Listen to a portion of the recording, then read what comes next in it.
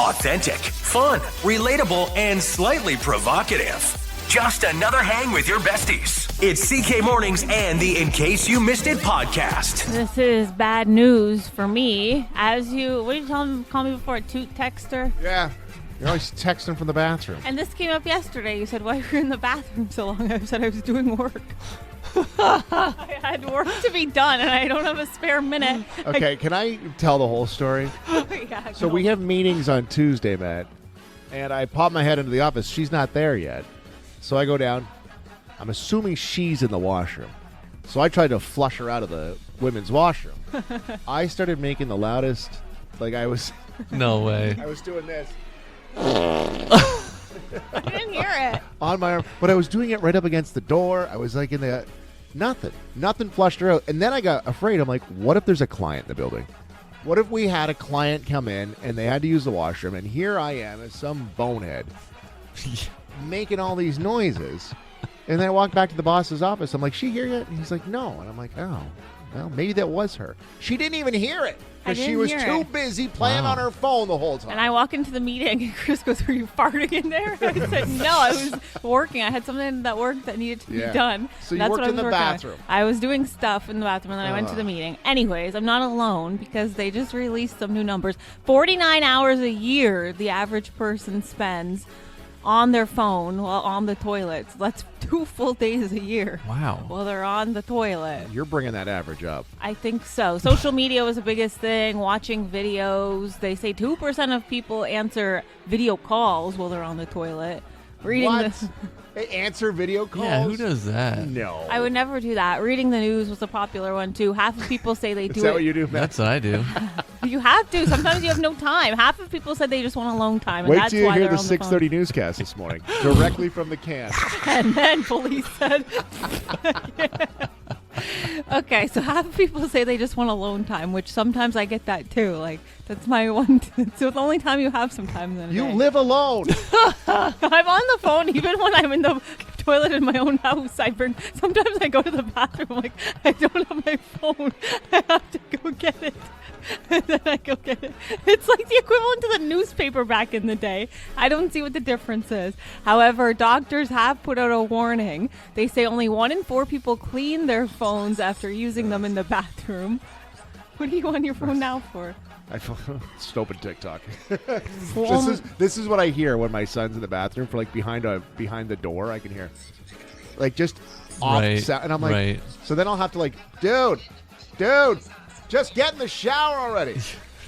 I am. You get Like, distracted. yeah, You okay. start scrolling. Actually, okay, so it's funny. So doctors say, obviously, the cleanliness is a thing because only 1 in 4 people clean their phones after using them in the bathroom. But they've also coined it TikTok tush because it can lead to hemorrhoids. Talk tush. Oh, jeez. It's not healthy, they say, which is terrible news for me. The old Text Tooter strikes again here. TikTok tusher. The TikTok tusher. Okay. Like Go. everybody does, okay? It's one of those things, though, like, if I want to waste time, I'm going to waste time on my couch in a comfortable spot. Like, I always tell them, I'm like, I don't know, why are we doing this? Let me go sit in the couch. I'm a I grown do man. think it's a little bit different because men have to stand up while using the washroom half of the time. So I probably wouldn't use it if I was at a urinal because I feel like it doesn't make sense. I've seen it, though. I haven't seen that yet. Yeah, I feel like that's a little next level. That I don't seems think like- I'd use it at a urinal with one. Yeah, but women are always sitting down. I'm always sitting, so I think I was hearing like there's a rise in number of guys who are sitting down on the toilet now, and it's because of this. really, Yeah. I can see that. Just to get on their phone. Alone Yeah. time. You gotta read the morning news. Yeah. Can't even flush her out of there. The old Text Tooter back again. You know who's got a birthday today? Ricky Gervais got a birthday today, 64 years old. Oh, And Ricky's got a Chatham-Kent connection. His father was born in Pancor. really? You know that? Yeah. No, I didn't know that. Born in Pancor. Emigrated to the UK while on duty during the Second World War. Lawrence Raymond Jerry Gervais was born in 1919. Grew up in Pancor. That's the craziest thing I've ever heard. Yeah, you never know. Ricky Gervais, funny guy, Yeah, bunch of good. comedies, but like he was the guy behind the original Office. That really kind of launched him. And then, what was it, the Golden Globes, where he's not allowed to host anymore? Yeah, he hosted those for a while. He was really good. I know a lot of people like his show on Netflix, Afterlife. Yeah, funny guy. Funny guy, and he got his roots, or I guess his dad got his roots in Pancor. I wonder if he ever went to the tractor pull back in the day. I wonder. I love it. Got all twisted up with the old tractor pull. Yeah. Hey, Jerry. CK Mornings on 94.3 CKSY. I have a 1031, 500 west, 100 north. Not all heroes wear capes, and not all criminals wear pants. Matt covers them all. Lock your doors, hide your garden gnomes. It's Matt's Crime Beat, a complete review of the strangest local crimes of the week. All right, what do you got for us this week, Matty? All right, so we had somebody who was charged after they hit a tree in Wheatley Provincial Park.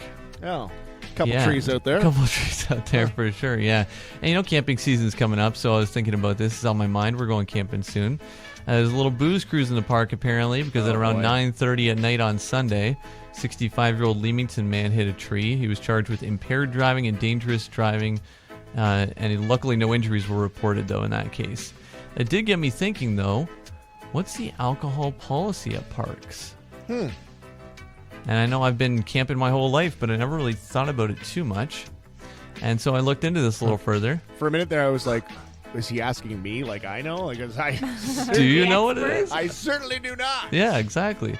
So alcohol is allowed in Ontario provincial parks, but there are some restrictions.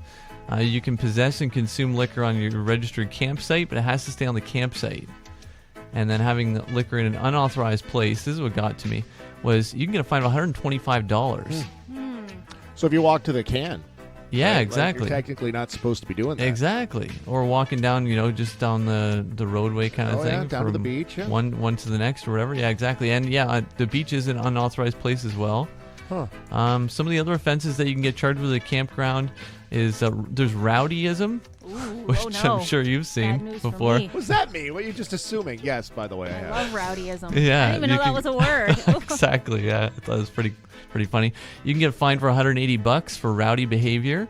That includes excessive noise, obscene language or gestures, and not wearing a seatbelt. That's another classic at the campground. You think it's like the Wild West. Well, driving without a seatbelt, you can get fined $240.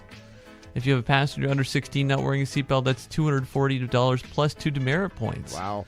There's a lot of this behavior that I grew up with that I didn't realize was these kind of fines they're handing out. I will freely admit, I will be honest with you guys, I was asked to leave a campground once. Really? Pinery, yeah. What happened? Rowdiness. Rowdyism. Yeah, it was late in the evening, and there was a infestation of raccoons, and I tried to scare them off right into the ranger, and he's like, "You're gonna have to leave," and I'm like, "Well, that's not possible." And he's like, "Well, in the morning you'll have to leave." And don't they come by like first thing in the morning, and they're like, Really? "Time They to go." flagged you. Yeah, I was flagged. Flagged for rowdyism. Rowdyism. Yeah, rowdyism. Raccoons. Yeah, Coons got me on that one. Wow. Coons won, McLeod none. I guess so. Ranger won, McLeod none. Well, I had another one here. This is a little bit not so local, but I want to make sure I highlight it because it's an absolutely heinous crime. This was in Brant County, and somebody stole a canoe. No! It's a crime against Weaverinks. Wow. Terrible news. That's enough of that, yeah. But this was 7 o'clock in the morning on Salt Springs Church Road. This is just outside of Brantford, so it's right along the Grand River. Yeah. And OPP are just reporting it now, but it happened back in May. So this guy, if he hopped in, he could be anywhere now. He could be anywhere. True. Yeah. Floating down the river. Yeah. Unless he went upstream, he's probably just in front of the house. Yeah, exactly. Sitting right But I just had to highlight that because be on lookout for a red canoe. This guy, I don't know if he even has a paddle. It doesn't say if he got away with that or I not. never thought about that. just floating down the river. Last thing I wanted to highlight too was, is there anything worse than being sprayed with a noxious substance? I don't think so. Every time Alana walks in the studio. There was a 36-year-old guy locally, and he went to a store in Blenheim. But what just gets me about this one is they don't say what it was. It's, something to say pepper spray, bear spray. This was just an employee was sprayed with a noxious substance before the guy took off with some cash, and the victim had to be helped, had to get some medical help. After they identified the suspect on video surveillance, they did catch the guy. But a noxious substance, an unknown noxious substance, This sounds pretty terrible. Yeah, then you always have more questions than answers. Exactly. I'm like, well, what substance was it? It should just be your breath. The local crime's too weird for Law and Order, but just weird enough for us. Wednesday mornings on 94.3 CKSY. Summer rolling around here, which means we get summer television, which I find to be trashier, a little riskier, a little out there because it's just let's see what works here, right? A little better, dare I say. Well, it's different. That's the one thing. Like Yeah. Seinfeld started out as a summer thing to see what would happen. It's when they kind of throw stuff at the wall to see what sticks. And I'm pretty sure Survivor, like the original Survivor, was a See that? summer. Like, cause it's let's see what happens. It's a little slower time. If it gets some foothold in a demographic, maybe we see it on the fall schedule, the spring schedule.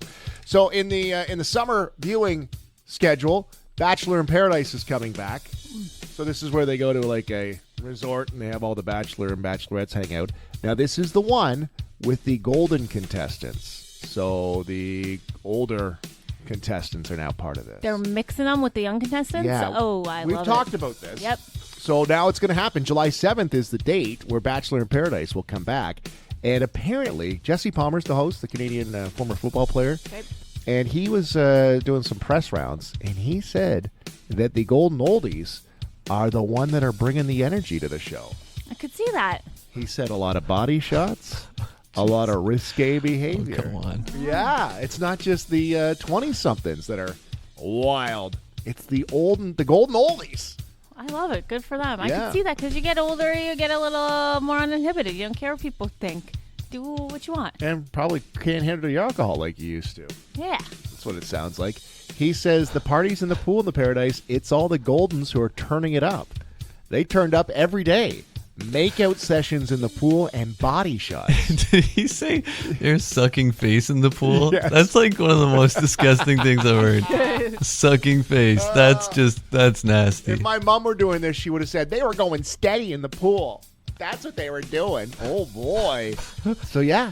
He says he doesn't think the Golden Oldies care what anyone thinks about them. They're just doing it. They're not trying to be influencers. It's just them living their life, living their best life. You know what? Again, another one of these shows that I hate that if I turn it on, I'll probably end up watching it. I'd love to I'll see hate them myself. sucking face in the pool and doing body shots. It sounds great. Is that Grandma Ruth? What is she doing? Body shots. Body shots. July 7th is when Bachelor in Paradise returns Perfect. with the golden contestants. Okay, I really got to remember to watch this. I like Bachelor in Paradise. Again, I hate that I do, but I'll end up. It's like one of those guilty. Actually, I turn my TV on 90% of the time. It's guilty pleasures. Yeah, that's I'm always the like, best. don't let anyone know I'm watching this. But I'll watch this. I don't think Matt's with us, though. Matt's never with us. He Matt doesn't never- want to yeah. turn his brain off. He's one of these intellectuals who's going to watch. Matt watches Jeopardy and Frasier. Oh, man. Yeah, Frasier, nice. Yeah. Tickets to go see Gabriel Iglesias at Caesars Windsor. We've got the hookup all this week. Tim is waiting on the line because Tim wants to play this morning to win these tickets. Morning, Tim. What's going on? You're in Wallaceburg today. Yes, I am. What's going on in Wallaceburg today? Why did I make that 7 syllables? Wallaceburg. What's happening in Wallaceburg? Oh, not much. Just first thing in the morning, buddy. Having my coffee. Yeah, Mayor of Wallaceburg right here. This is Tim. All right, so Tim's going to play the game. It's called What the Fluff. Alana, explain what we're doing today. All right, Tim. So we're going to play some sound clips, like some sound effect clips, and you have to tell us, Tim, what the sound you're hearing is. What the fluff What are the these? fluff is that? Okay. So, Matt, you're going to help out too, okay? Okay. Because if Tim can't get it, we're going to have to go to you. And I've got a bunch of them here for you, okay? So, Tim, here, this is how it works. Let's see if you know what this is. What the fluff is this, Tim? What the fluff is that, bud? Clock. No. Matt, you want to take a guess I here? think it's a turn signal. Yeah, it was a turn signal. Okay. Oh, my bad. No, I No, guess no, practice round. I can see where you thought clock. Mm-hmm. Okay, let's try another one here. Here. I feel like Tim knows this one. Okay, Tim, what the fluff is this?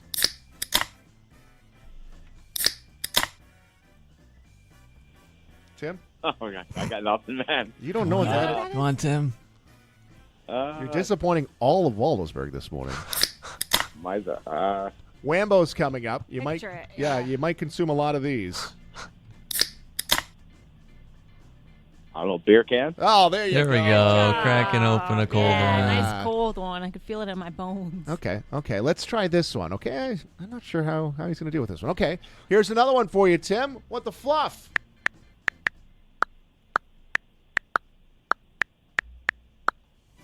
It's not a clock. Keyboard. Okay. Oh, okay. Let's take Feels that like a one. texting keyboard. Yeah, texting Oh, keyboard. That was Okay. hard. I wouldn't have got that one. That's a good one.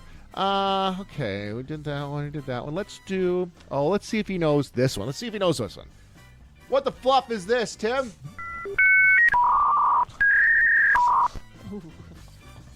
Oh, that's the fax machine. Similar. Throwback. Like when you're calling on a fax, or when you're calling the line and it's like that, man. Spiraling. He's trying. You know what? That does work. I'll take that one. Okay, this is a little difficult, more difficult than I thought. Okay, I got Looks another. like a dial-up Yeah, that internet was like a modem. Dial-up dial-up internet. internet. Yeah. Throwback sound. Okay, here's one. Let's go through all these. Okay, hey Tim, what the fluff is this?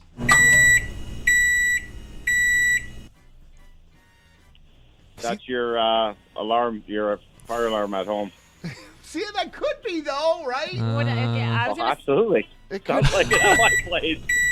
I was gonna say a truck backing up. Yeah, it could be that too. No, Okay. it's Yeah, a truck microwave. backing up. Absolutely. My lift truck backing up. Yes. See, Matt's good at this. as I'm hearing it on the air, I'm like, you know what? That could be something else. Okay. We did that one. Oh, here's one. Okay. What the fluff is this, Tim? Ripping paper. Ripping paper. Come on, dude. No. Sorry, man. Look down at your shoes, okay? Yeah, you're white. Your white New Balances. Yeah. Or maybe the kids' shoes. They use these. Or on their winter coats. Oh, a zipper. I don't know. I got nothing, man. That's okay, man. Tim, I'm sorry. Velcro. yeah, Matt's going to give you the Oh, points yeah, on it. Velcro, whatever. Same difference. All right, okay. I love it. Okay, I don't think you're getting this one, okay? What the Yeah. fluff is this? This will be the one I get. Okay, what was that? What the fluff, Tim? Somebody getting the crap scared out of me. That's actual Gabriel Iglesias. That's fluffy. Yeah. That's fluffy. Okay, I got one more for you. Okay? And I've altered this one, okay? Torturing this guy. Yeah, I know. This is You just fun. want some tickets. What the fluff is this, Tim? They're eating the dogs. Okay. What the fluff is this? They're eating the dogs. Who is that, Tim? What the fluff? No, I have no idea who that is. They're eating the dogs. They're eating the dogs. Yeah, you're eating the dogs. Oh boy, he's giving up. Kim's Yeah, like, he's had "Get enough. these That's Donald tickets." Trump. Yeah. I think we had 8. I give. What the fluffs? He got 1. And you know what? That's all we need. We got low standards on CK Morning. Mayor Canniff joins us every single Wednesday on CK Mornings. Good morning, Mayor Canniff. Good morning. How's everybody today? We're very good, very good. You're at where are you at? The thrift store today? The New Life Thrift Store on Queen Street. Oh, And that's such a good thrift store. They have It such is- good stuff and so cheap. It is pretty amazing, and you're going to wonder why did I pick this spot today?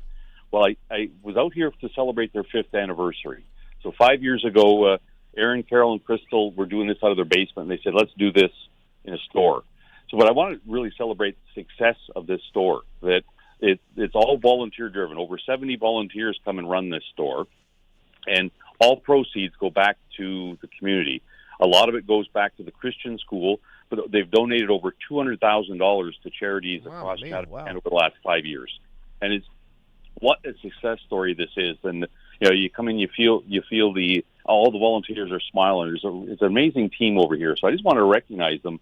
5 years and counting, and doing lots of great things in the community. And for those that don't know where it is, can you give us a location? If you right at the corner of Queen Street and Richmond, right in the crazy corners there, the store in the plaza along here. Yeah. But it's an amazing store. But the success story is the amazing people there. If you want to volunteer, come on in the store, and they'd be happy to talk to you about joining the team here. All right, we got a lot of things to talk about today. So we got some serious things to talk about, and we got something here at the back, which I think is just as serious. But let's start. Alana, you got a question from Air Canada. Well, at council over the past week or so, we saw some pretty big financial numbers come out in regards to things like road and bridge funding, PUC. So can you kind of break down some of that for us, please? Certainly, yes. So we have an asset management plan. So what that does is it takes inventory of all the assets that we have, both on the tax base and on the water base. So they go through and determine on the tax base that the replacement value, like you look at, there's like $7 or $8 billion worth of assets that we have, and the money that we have in the budget currently doesn't allow for us to replace all of them. So when people talk about, oh, geez, that road needs to be fixed or that, well, we're spreading that money out. So we in the next budget cycle, the 28 to 31 budget cycle, we're going to be looking at that more so, but it really emphasizes the need for federal provincial support. We're not the only ones in that position. That a lot of communities, well, virtually every community is behind the eight ball on the dollars needed for that. And on the PUC side, as we're expanding, when we expand out, there's a lot of money to be spent. And on Monday night, we spent 2 hours talking about that. And how do we best spend money in the PUC to expand and to deal with issues that we have with the current assets in the PUC. So that certainly is a big issue that we're going to be dealing with over the next while. But again, we need federal provincial support, and that's a major piece of what all municipalities across the province will be looking for. All right, Matt, you're up with another question. Yeah, I just wanted to ask about wind turbines. We saw that coming up again recently. I think there's an open house tomorrow in the Blenheim area talking about a potential project out in Chatham-Kent. Now, where does Chatham-Kent stand on hosting new wind farms? Because I know there was some talk about that before, and the province has a bit of a stance on that. We haven't had one for a while now, a new wind farm. So what's the likelihood of that, and where does Chatham-Kent stand on that? Well, as far as the overall energy requirements, the province needs a ton more energy. In this area, we're looking at 4 times the requirement for electricity over the next 10 years. So they're going to have to start coming up with ways, whether it's battery storage, whether it's wind turbines, because the alternatives are build nuclear facilities, or that to generate power.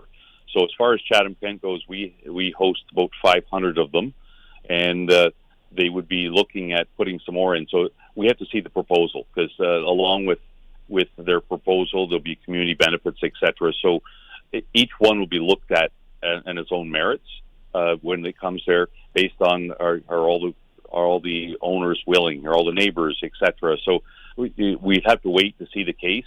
They're putting that together right now. All right, speaking of proposals, may I have the floor here? Yes. As the idea gang in Chatham-Kent. We were talking about the heat wave this week. It was feeling like 47. And splash pads are open. The pool's going to be open this weekend in the municipality. Is it possible, and who do we talk to about setting aside some adults-only splash pad time?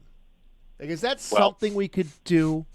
Well, I was eavesdropping on you yesterday. Okay. And I heard you talk about it. So I was able to do a little homework prior to this. Oh. And I thought, as I'm listening, I'm sneaky listening in on you on that, I'm thinking, what a great idea that is. Because you're right. So many people. We're full of them. Yes. You're full of what? You're full of what? Yeah, exactly. So no, but we need to talk. I actually called Robert Pollock, who's the general man or the director over all that, and he says, "Let's talk. Let's see what we can do." Maybe we start. I'm thinking maybe we start with you guys hosting something for a charity and saying, you know what, let's see how many adults really do want to go to splash pad. Oh, gee, I don't want this on us. It'll just be us three. We could maybe do a 7 to 9 thing and have adults come out and do something for a charity of your choice, that we could maybe work together and do that. Because I think it's a pilot project. That's it. Matt, stop laughing. Sorry. Yeah. So okay. I'm just picturing Chris running through like the sprinklers. So our idea I'd was pay to see that. Yeah. It was so hot this week, and we were talking about splash pads, and I said if you don't have kids, it's weird, right? Like that's an odd look. So what if we set aside some time between 7 and 9? We could have some adult, when we say adult splash We pad, don't mean anything weird. It sounds weird when you say adult only. We just mean the splash pads look so fun. I want to run through them too, but I can't. Just one little run through. Yeah. We got to figure that out. Yes, I think something there, but the big issue you're going to have is when it's 7 to 9 o'clock and kids come wander along and say, I want to be in that splash pad. Are you gonna, I want to see Chris, you tell them that they can't come in. Okay, well, that's, I didn't think about that. That's Alana's job. That's Alana's. Well, no ID, no get entrance. That's all it is. Sorry, kids. Well, yeah, check ID before you enter. Yeah, you got to get by the bouncer. You got to get by the velvet rope. Oh, with little lights and maybe some music. Can you imagine how man. cute that would I be? think it's going to be bumping. We got some ideas, Mayor Canniff. If you ever need help with anything, you know where to come, okay? Well, I know that. I call you every Wednesday morning for help. So, well, we'll see So, where it's gotten you so far. so Robert's expecting a call from you, Chris. Okay. And Lana, to start looking at this and set aside a date. And I think that you have the power now to make this happen. Oh, wow. Wow. That's some responsibility. Okay, Wheels are in well, motion. I think some food trucks. Yeah, food trucks. could see I it love this happening. idea. Okay. All right. We're on it, Mayor Canniff. We're on it. All right. Don't you worry. Over at the thrift store today, the New Life Thrift Store. Thank you for talking to us this morning. We'll catch up again next week. Have a fantastic day, everybody. Get out and enjoy all the amazing things going on in Chatham-Kent this weekend. Chatham-Kent Fire Department. It is Whitney Burk, Community Safety Officer from the Chatham-Kent Fire Department. Good morning, Whitney. How are you? Good morning. Good. We wanted to talk to you, and we usually check in with the fire department just prior to, everyone letting out for summer. But even more so and topical this week of the tragedy. We talk about water safety. We had an incident downtown Chatham, worst case scenario. And it's always good to touch base going into the holidays, but let's talk a little bit about that in safety near the waters. Do you see numbers? Is it typical? Obviously, the summer rolls around, you see these numbers go up, and this is obviously on your plate. Yes, for sure. We're worried about water safety at the fire department all year round, right? Just because of how many bodies of water we have in Chatham-Kent. So, in the winter, we worry about the ice. In the spring and the fall, there's always the slippery banks. But obviously more people are in the water in the summer, especially this week with the massive heat wave that we've had. So we just want to remind people to always supervise people who are swimming, especially children, right? Swimming with a buddy, never swim alone. And to know your limits. You want to make sure that you're swimming in safe water. We always want you to avoid alcohol or other drug use when you're swimming. And it's always good to have somebody in the family or that surrounds that knows CPR, first aid, that kind of stuff. And when we talk about this, first of all, I think a lot of people would be surprised this falls under the Chatham-Kent Fire Department. But we're also talking about bodies of water. We're talking about backyard pools. We're talking about all kinds of situations. It's good to touch base here this morning. Alana, you had something there? Well, is there more, like one kind of common mistake? People might not even know they're making it, but like one common thing that you see people do when it comes to bodies of water, whether swimming or boating, that is the most dangerous? Yes, definitely the most dangerous thing that we see consistently is people not wearing life jackets. So when it comes to knowing how safe a body of water is, if you're unsure of that safety or if you are a weak swimmer, we always suggest that you wear a life jacket. And everyone should be wearing a life jacket when they go out on our lakes and rivers. It's also important to check the weather. I think it's important to remind, look at yesterday. If you were in Chatham or in any of the surrounding areas, we went from sunshine to, close to hurricane winds and rain within minutes. So it's always good to check the weather before you go out on any type of water. Matt, you and I were talking off the air this morning about not only the incident we had downtown Chatham, but we have seen just an increase here in Ontario in the last 7 days, right? Yeah, it seems like there was, I think I saw the Elora Quarry, there was a drowning there, and then we had one in Windsor area, I believe. Port Burwell just had one recently. Yeah, it just seems like it's a bit of an alarming trend right now, and I don't know what we can do other than get the word out to be safe around those waters, bodies of water, yeah. Absolutely. I think, as I said, the heat definitely adds to the incidents. the more people you have swimming or going into any types of bodies of water, the more likely you're going to have an incident. So if we can just make sure, like I said, that people are wearing a life jacket, that children are supervised. If you are going to swim with a buddy. Know your limits and stay safe within them. And now that we don't want to speculate about the what happened in downtown Chatham, we had a drowning this week. Not to speculate about that, but if you look at the Thames and you think it's fast moving, it's probably faster than you think it is too, and it's scary to think of what's under the water that could easily grab your leg and hold on to you. Like there's a lot of things that you may not even see that could be an issue. Yeah, absolutely. We don't recommend swimming in the river. If you are going to use some type of watercraft there, always have a life jacket on. That's, again, yes, of course we can't speculate, but incidents unfortunately are going to happen, but they happen less if you take these safety precautions first. Yeah, and when Chief Case comes in, he always says, I have to come in with bad news. But we really just want to talk with the fire department. And when we talk about it's just keep these things in mind. Things that you think are common sense. You got a backyard pool. Don't leave the kids alone. Have somebody, like you said, that knows CPR, is prepared, knows what's going on. It's common knowledge, but every year we see a sad story that you go, man, if I just would have, taken that extra time to think. Yeah, and if you can get your kids into swimming lessons, have them learn to swim early, right? Even if it's not lessons, have a friend teach them how to swim. Be close by while they're learning. It's a life skill that is really important. And I'm just curious, Whitney, I know it kind of depends on situations, but say I'm out with a friend, they're swimming, I believe they're having a swimming emergency. Is there anything I should do? Should I try to help them? Should I just call 911? So obviously every situation is different, but you do want to be careful because the last thing we want is having two people in distress. So knowing the signs of drowning is important. It often can look almost silent. The head is low. People are gasping. There's a little bit of arms flailing around. But if you can be in a secure spot and use something to throw out to that person, you just don't want to put yourself in a situation.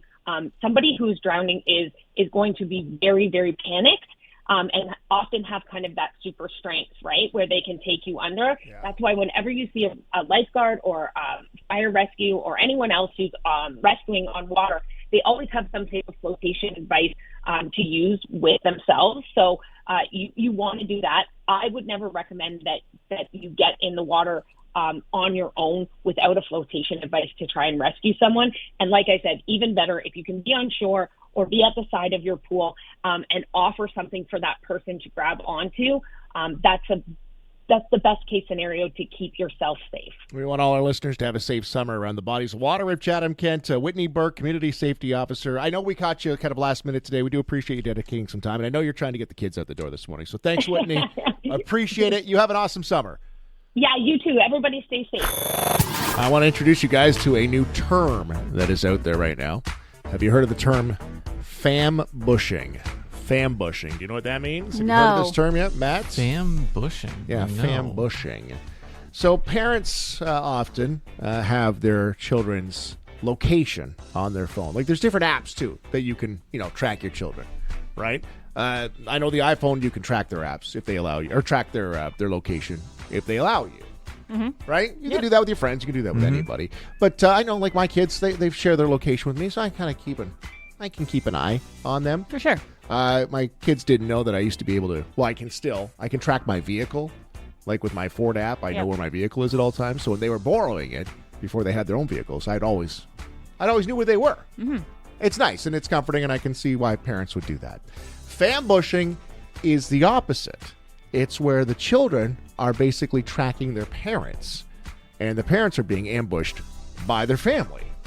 And so it could mean that, hey, mom and dad having a date night, going out for a drink, maybe a bite to eat. Boom, kids show up. They're there. They're fambushing them. It's the opposite of the parents tracking them. It's the kids tracking the parents. I never thought about that. Or if you're like a kid and you're home alone and you're like, oh, great, they're still here. I got some time before they're home. Well, that's, I guess it could go that way. I wasn't thinking of nefarious ways to use it, but you apparently... I would have had a party, house party. House party, they're still down the street. I know it. But, I guess that's another way you could use it. The reverse Uno of the tracking app. Yeah. Another issue with this is not only them showing up or knowing where you are, and you're right, not knowing knowing you're not going to be home, but is, oh, hey, I see you're over by Starbucks. Can you grab me a frappe? Exactly, yeah. Oh, you're at the grocery store. Can you pick me up some blah, blah, blah? Exactly. Yeah, I see. Exactly. I think the location sharing should be a one-way street. I'm the adult here. I need to know where you are. You don't need to know where I'm at. Come on. They say it's quite popular. Well, children these days, not children, young adults these days, they're all being They their put now maps. Instagram too. There's Instagram locations. I'm like, why on earth would I want anyone on Instagram to know where I am? But people put their Instagram locations on. Remember back in my day, before we had social media and phones on our hip, nobody knew where we were. No, I had to throw house parties and just risk it. I didn't know where my parents were when they were coming home. How did anybody know where your house party was, though? Right? Yeah, I wouldn't even know you were home. I would just have to risk going up to your door and knocking on the door and being like, I hope she's here. Hi, is Alana home? When was the last somebody knocked on your door and asked if your kid was home? Never. It doesn't exist anymore. They know where each other. They're tracking each other. Yeah, a lot of things are gone now with the tracking apps. We used to be a proper nation. We used to have fun. You used to be allowed to have fun. Now fambushing is a thing. Man. That your kids aren't on the they're not using apps. They're not using phones yet. Not but it's yet, coming. but that's interesting. I'll have to think about that two-way street you're talking about. Yeah. I never thought about it. Yeah, you can share your location with me. I need to know where you're at. Yeah. You don't get to know where Dad's at. Oh, hey, can you pick up some tacos? You're on St. Clair Street. No. Oh, I'd love that, though. I would so do it if I had that. When I was a kid, I'd be like, oh, hey, my mom's here. I'm going to ask her to get me this. Yeah, that's the problem. I don't want that. Just stay away. You want to track your parents now? I might. You might find out things you don't want to know. Like, ew, why are you there? Subscribe to the CK Mornings in case you missed it podcast and never miss an episode. Plus, drop us a rating and a comment too. Listen live weekday mornings at 94.3 CKSY.com.